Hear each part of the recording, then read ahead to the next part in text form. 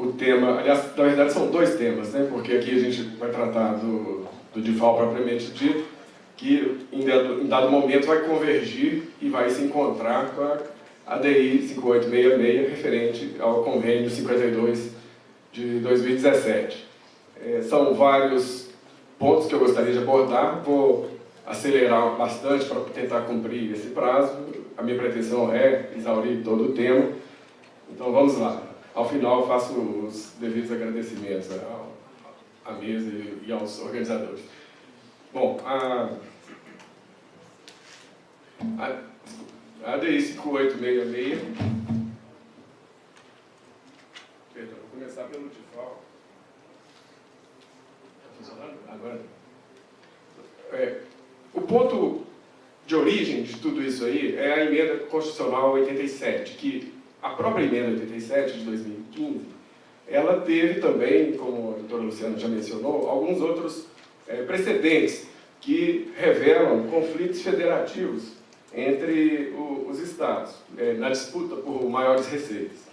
Então, nesse sentido, os estados reclamavam da regra constitucional que previa a destinação integralmente para a origem nas operações a consumidor final, em operações interestaduais, né, no outro estado.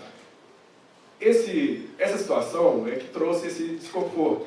E algumas manifestações foram feitas que, em termos até de convênio, foram positivadas em convênios, por exemplo, o convênio 51, do faturamento direto de veículos automotores. Na época, o Estado de Minas Gerais entrou com uma ação direta de inconstitucionalidade, porque entendia que, no seu fluxo particular das duas indústrias que operavam na época, esse fluxo era prejudicial ao Estado, e por isso, na época, o governador Itamar Franco entrou com uma ação direta de inconstitucionalidade, que foi assinada naquela época pela hoje ministra Carmen Lúcia, do STF, e que naquela época era procuradora-geral do Estado.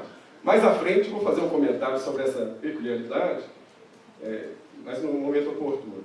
Em seguida, teve também, em 2011, o protocolo 21, que 20 unidades federadas pretenderam estabelecer fronteiras físicas em seus territórios nas entradas de mercadorias destinadas a consumidores.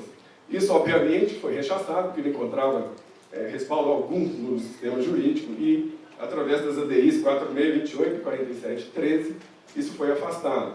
Obviamente, Minas Gerais não se inclui dentre esses 20 estados que propuseram esse protocolo 21 de 2011. O ruim é que esse precedente do protocolo 21 de 2011 criou um certo rótulo aos estados de que seriam useiros e vezeiros em descumprir lei complementar, em descumprir as normas constitucionais. Esse rótulo, que mais à frente nós vamos retomar esse gancho para abordar essa questão. E também o convênio 70/2014, que foi comentado pela doutora Luciana, que foi, na época, ele representou uma carta de intenções dos estados, sim, uma tentativa de mostrar para a sociedade, especialmente para o governo federal, que ele pretendia, sim, por fim, que os estados pretendiam, por fim, a guerra fiscal, mas dependiam de um terceiro que viesse e pagasse a conta, para que não houvesse perdas para nenhum dos entes federados envolvidos.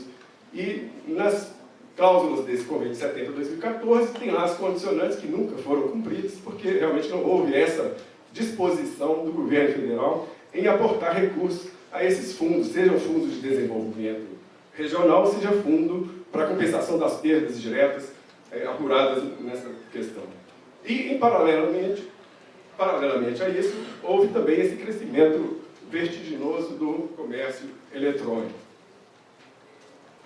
Nesse contexto, já existia um diferencial de alíquotas entre contribuintes, que tinha por finalidade exatamente a equalização da carga tributária nas compras interestaduais e a distribuição dessas receitas entre as unidades federadas. Era uma espécie de partilha que era feita tendo em vista as diferentes alíquotas nas operações interestaduais e os efeitos que dela surgiram em razão da partilha da sujeição ativa do ICMS.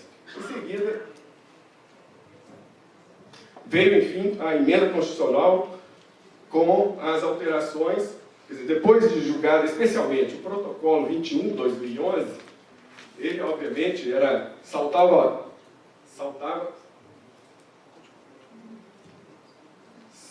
aos olhos a inconstitucionalidade dele, mas ele revelava uma vontade política das unidades federadas de fazer essa partilha. E ela veio politicamente, quer dizer, por um lado, produziu efeitos aí 1 ano, 2 anos, talvez nem isso, mas inseminou no Congresso Nacional a preocupação, a vontade de deliberar a respeito, e aí resultou, por fim, na emenda constitucional 87, que fez essas alterações nos incisos 7 e 8 do parágrafo 2º do artigo 155, prevendo, então, essa partilha também nas operações destinadas a não contribuinte do imposto, especialmente. E tratou também de regras, especialmente no inciso 8º, de atribuição, de eleição, na verdade, eleição direta de contribuinte, de nomeação de contribuinte, que passou a ser um contribuinte do estado de origem, diretamente contribuinte do estado destinatário. Nós vamos abordar essas questões logo em seguida. Teve também as regras de transição, o período de transição que foi estabelecido, a própria emenda constitucional para evitar que perecesse, ela foi aprovada em 2015, e já em 2015, ela foi aprovada, salvo engano, em abril de 2015, e para não ter que retornar ao Congresso, perder tempo e depois gastar mais 1 ano ou 2 para ser aprovada, ela foi aprovada daquele jeito mesmo, com um período já vencido em termos de regra de transição.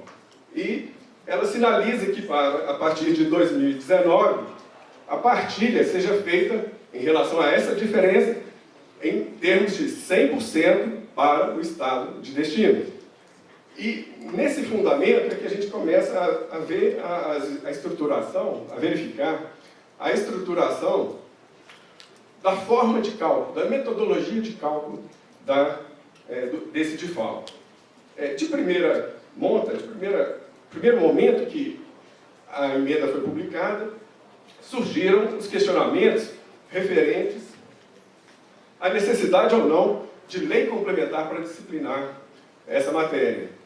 E a posição dos estados foi que, tal como o default entre contribuintes, que não tinha tratamento específico na lei complementar 87, esse também não precisava. E não estavam os estados sozinhos. Na verdade, os estados estavam muito bem acompanhados com essa doutrina que nós transcrevemos, que é do ilustre jurista Roque Carrasa. Diz Roque Carrasa: os estados não se encontram inibidos de, por meio de leis próprias, tratar do assunto, pois o fundamento de validade é diretamente a Constituição. E isso ele estava tratando, essa doutrina aqui, essa citação especificamente, é de 2007, na época que ainda se referia ao default entre contribuintes. Mas ela é inteiramente aplicável ao default a não contribuinte.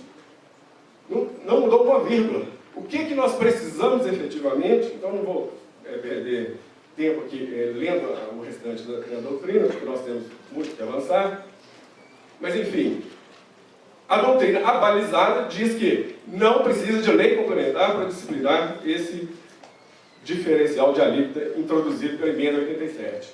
Além disso, nós temos também o apoio, quando nos interessa, nós trazemos a baila, obviamente, os advogados também o fazem, e nós não somos diferentes. O então Procurador-Geral da República, no parecer na ADI, salvo engano, na 5469,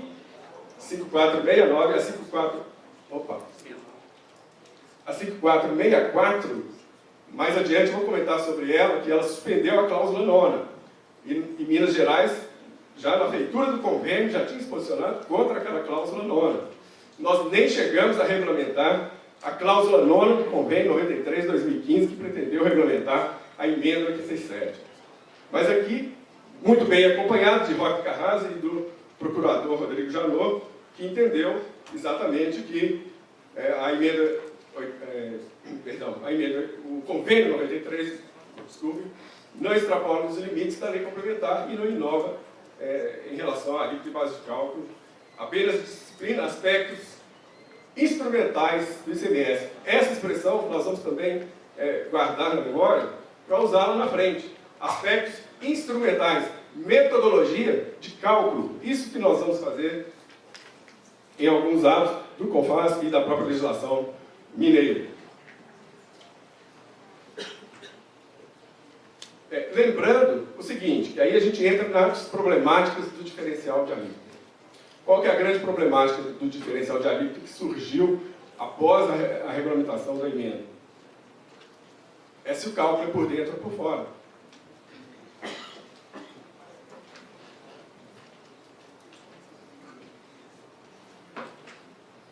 Aí nós lembramos a Constituição da República no artigo 155, inciso 12, letra I. Cabe à lei complementar fixar a base de cálculo de modo que o montante do imposto é integre. A Constituição da República diz que o imposto é por dentro do ICMS, sem ressalva. Não tem uma ressalva sequer. Remete à lei complementar, mas ela já dá o comando. Isso é introduzido pela emenda 33, especialmente a parte final, né? A parte final que também na importação do exterior de bens, mercadoria e serviços. A parte inicial consta da Constituição em sua versão original. Em seguida, nós temos, na própria lei complementar, cumprindo aquele ditame da Constituição, o artigo 13, inciso 1, parágrafo 1º, integra a base de cálculo do imposto o montante do próprio imposto. E a questão dos destaques, enfim. Então, não há dúvida alguma de que ICMS é por dentro, quer nós gostemos ou não.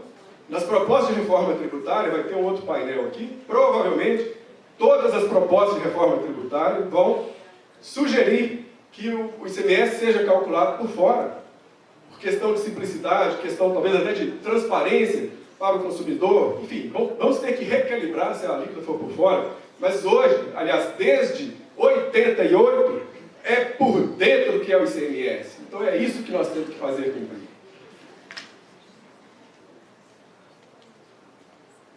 E como, aí vem o instrumento, a parte da técnica. Como é que a doutrina do ICMS nos ensina a apurar imposto não cumulativo? Então nós vamos lá, Alcides Jorge Costa, não vou nem ler, está aí na tela. A transparência vai ficar para todo mundo. Alcides Jorge Costa, estamos também muito bem acompanhados. André Mendes Moreira, um dos diretores aqui da Bradet,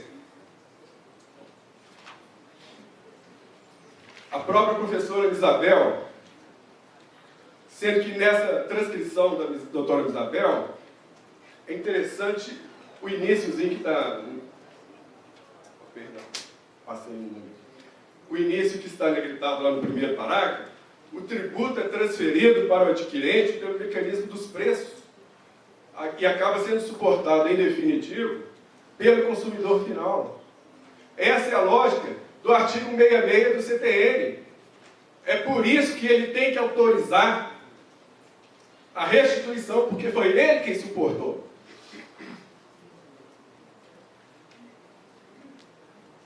Enfim, não há dúvidas de que o mecanismo da técnica é imposto contra imposto, diferentemente de base contra base. Não se usa no Brasil base contra base. Imposto contra imposto é muito mais simples.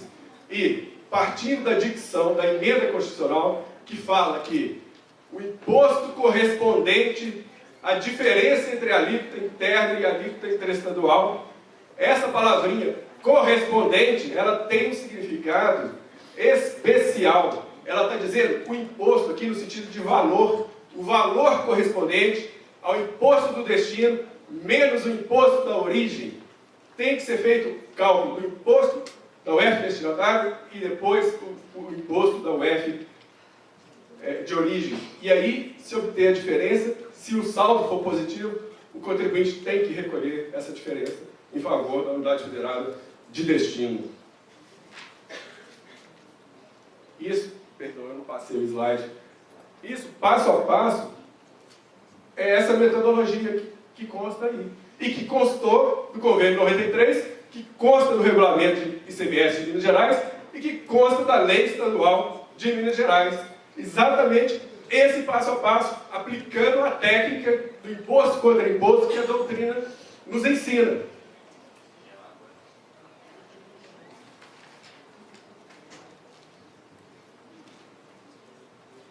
E, por fim, uma reflexão do nosso doutor André Mendes Moreira, no sentido de resgatar, reafirmar a finalidade desse diferencial de alíquota. É promover o rateio da arrecadação entre as unidades federadas.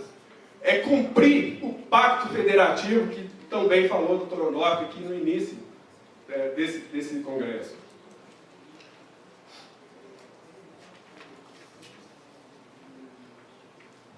Então vamos à implementação. Como que os estados implementaram a emenda 87?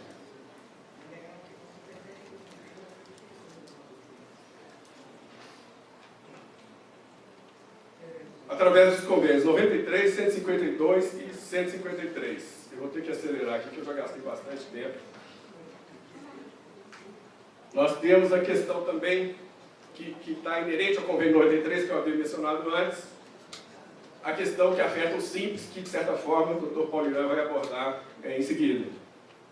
Aqui é só fazer a distinção. São duas situações em relação ao optante do Simples. Uma na saída dele, a saída que ele promove, com destino a consumidor final não contribuinte. Essa foi tratada na cláusula 9 do convênio, não regulamentada por Minas Gerais, porque Minas Gerais reconhece que, para se cobrar nessa situação, deveria constar da lei complementar 123, e não consta. Por isso que nós nem sequer regulamentamos essa questão. E foi ajuizada a ADI 5464, o ministro Dias Toffoli concedeu a liminar. O inverso, que é, na compra do optante, feita pelo optante do Simples Nacional, isso não muda. Tal como antes da emenda 87, permanece. E é devido por quê? Porque tem a previsão expressa, na linha H do inciso 13, do parágrafo 1º do artigo 13, da Lei Complementar 123. E é bom reforçarmos, não confundirmos essa linha H com a linha G. Confusão essa que, infelizmente, a Procuradoria-Geral da República fez no RF, está com repercussão geral, que discute a antecipação prevista, antecipação do ICMS aos optantes do Simples Nacional, prevista na legislação do Rio Grande do Sul. E a Procuradoria-Geral da República, infelizmente, não sabe distinguir uma figura da outra. É lamentável. Parece que os concursos da área jurídica exigem poucas questões de tributário, deveriam exigir mais.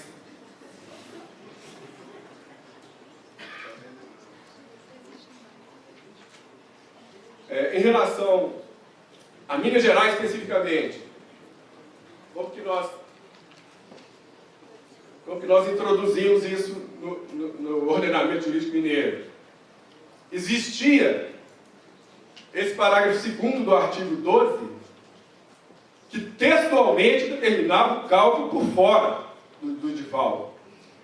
Essa parte está sublinhada.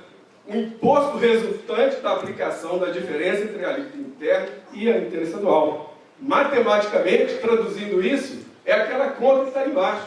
DIFAL igual a base de cálculo vezes, supondo que a alíquota interna seja 18, menos os 12, é igual a base de cálculo vezes os 6%. Esse é o cálculo por fora. O cálculo por dentro, que preserva a técnica imposto contra imposto, que cumpre fielmente a Constituição, é diferente. Aí você tem que embutir o imposto naquela metodologia que nós sabemos como é. E, diante da emenda 87, o que Minas Gerais providenciou? Providenciou a revogação desse parágrafo 2º do artigo 12, por meio da Lei 21.781, que está registrada lá embaixo, que foi publicada em 2 de outubro de 2015, com vigência para 1º de janeiro de 2016.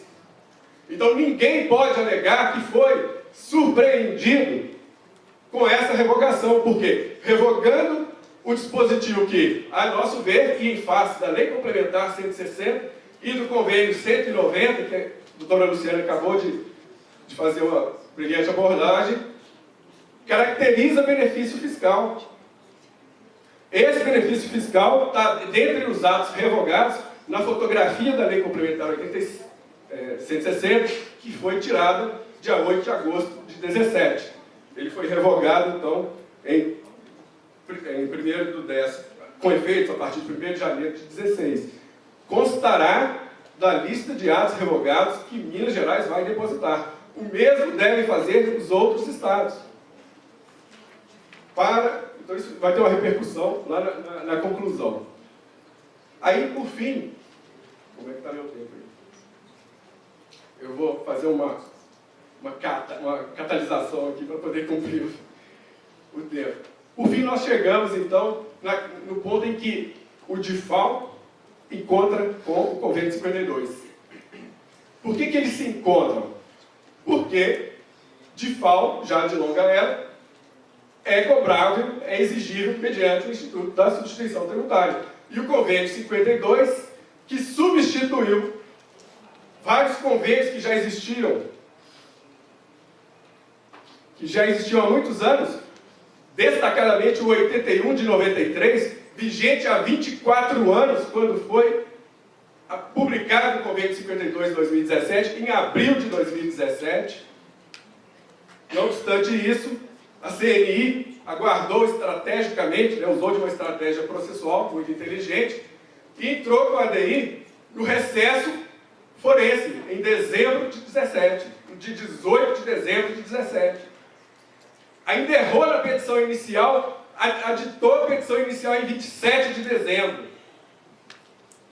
No dia 27 de dezembro, para a nossa infelicidade, por isso que eu fiz aquele comentário antes, da nossa ilustre Carmen Lúcia, espero que se algum dia nosso ilustre procurador-geral atual, advogado-geral Onofre, for ministro do Supremo, que ele não se esqueça das questões federativas, que ele tanto defende atualmente, e que ela defendeu naquela época. Ela tinha dever de observar prudência ao conferir essa liminar. Prudência que o ministro Oscar Dias Toffoli tanto recomendou em seu discurso de posse. Não, ela expede uma liminar inaudita, altera parte, e ainda, os estados não são nem parte, eles são signatários do convênio e não são parte do convênio. Eles só entraram meio que por um favor, aí estou até exagerando para ser didático, como a Missicuri. Em outras ações, o amigo da corte não foi admitido. Esse mesmo que eu comentei, do Rio Grande do Sul, nós não fomos admitidos, está com repercussão geral. A legislação do Rio Grande do Sul é totalmente diferente da nossa. A nossa cumpre fielmente a Constituição no que tange a exigência da antecipação do Simples Nacional. A do Rio Grande do Sul, eu diria que nem tanto. E, no entanto, a gente corre o risco de sofrer uma repercussão geral sem mesmo ter tido a nossa legislação submetida à análise, a olhos dos ministros. O mesmo podemos dizer da taxa de incêndio, que ocorreu a mesma coisa. A nossa taxa de incêndio foi 3 vezes no Supremo e reconheceu que ela era constitucional. Agora, com o RE, que já foi julgado, transitou em julgado, do município de São Paulo, estão introduzindo a tese de que taxa de incêndio, serviço de combate a incêndio, só com recursos de impostos gerais, que não pode custear via taxa. Bom, feito esse parênteses, desculpa, vou cumprir o restante que me falta. Esse breve parênteses, o tempo já está... Bom, o que eu vou direto para as conclusões. Eu só queria falar o seguinte, em relação às cláusulas do convênio, todas elas, rapidamente, foram 10 cláusulas suspensas pela liminar. Dessas 10, 4 copiam texto da Lei Complementar 87. Então, essa reclamação toda que eu externei aqui com relação a Carmen Lúcia é que ela não se dignou a ler, a comparar, a cotejar o texto da Lei Complementar com o texto do convênio. Se ela tivesse feito isso, ela teria visto que algumas cláusulas são cópia fiel, ipsis literis. Outras, aprimora-se um pouquinho o português, a gramática. O sentido é exatamente o mesmo. Então, pelo menos isso poderia ter sido feito. Eu vou direto, então, pedindo desculpas, mas a apresentação vai ficar disponível.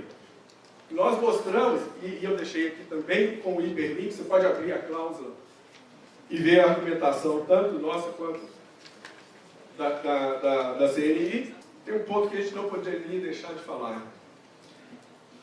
A PGR entende que a CNI deveria ter arguído também os convênios revogados.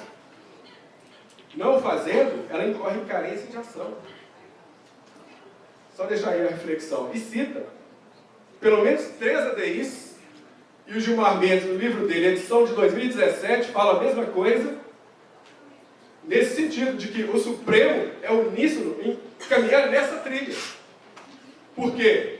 Pelo efeito da repristinação do parágrafo 2º do artigo 11 da Lei das ADI, Lei 9.869, salvo engano o número, ela faz repristinar aqueles dispositivos revogados. Então, aquilo que supostamente também é inconstitucional e foi revogado pela norma diretamente atacada, teria que ser também atacado, porque o provimento judicial seria inútil, porque eles iriam deferir a petição da CNI, mas, ato contínuo, ressuscitariam a legislação revogada que tem idêntico teor. As nossas conclusões, ao final de tudo: diferencial de alíquotas do ICMS, por dentro, conforme os fundamentos constitucionais que nós mencionamos. O período em que a legislação estadual distrital calculou por fora é benefício fiscal. Tem que ser depositado, tem que submeter ao rito da Lei Complementar 160 e do Convênio 190. Benefício fiscal do DIFAL, calculado por fora, daqui para frente, a partir de 1º de janeiro de 19, por que 1º de janeiro de 19? Porque nos prazos de enquadramento da Lei Complementar 160 e do Convênio 190, eles só cabem naquele prazo que vai vencer em 31 de dezembro de 18. Então, a partir de 1º de janeiro de 19, só com convênio por unanimidade, aprovado por unanimidade do CONFAS.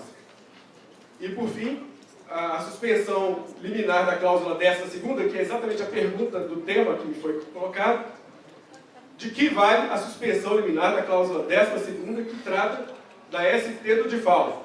Absolutamente nada. Ela é inócua. Por quê? O fundamento de validade da cobrança do DIFAL por ST não é o convênio. O convênio não instituiu nada. Quem permitiu instituir foi a Lei Complementar e a Constituição. E cada lei estadual ou distrital que tenha instituído o tributo observando esses normativos. É o que eu gostaria de falar. Peço desculpas por ter excedido o tempo. Muito obrigado.